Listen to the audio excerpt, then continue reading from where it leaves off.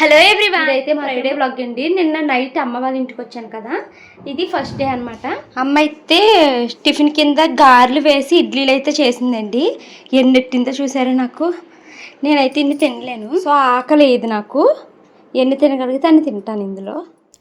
అమ్మ నేను కలిసి కూర్చొని అయితే మాట్లాడుకుంటూ టిఫిన్ అయితే తినేసామండి. టిఫిన్ తిన్న తర్వాత వాషింగ్ మిషన్లో వేసిన బట్టలు అయితే ఉన్నాయి, వాటిని ఆరేయాలమ్మా అని చెప్పిందండి. వాటిని తీసుకుని డాబాపైకి వచ్చాను.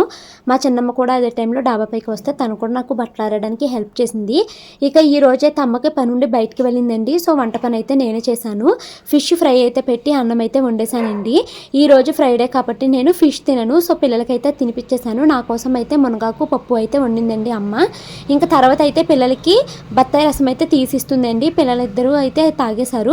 అమ్మాయి ఈ రోజు అయితే పిల్లల కోసము కొబ్బరి లడ్డూలు అయితే చేసిందండి. ఆ కొబ్బరి నవ్వు లడ్డూల ప్రాసెస్ ఇంకో షార్ట్లో అయితే పెడతాను. ఇక ఈవినింగ్ అయ్యేసరికి డాబా పైన ఆరేసిన బట్టలన్నీ ఆరిపోయినాయండి. వాటన్నిటిని మడతలు అయితే డాబా పైన పెట్టేద్దాము అనేసి పైకి అయితే వచ్చాను. ఇక ఈ బట్టలన్నింటినీ మడతలు పెట్టేసిన తర్వాత మార్నింగ్ చేసిన ఇడ్లీలు అయితే మిగిలిపోయినాయండి. సో అవి పిల్లలిద్దరికి డాబా పైన అయితే ఆడిపిస్తూ తినిపించేస్తున్నాను.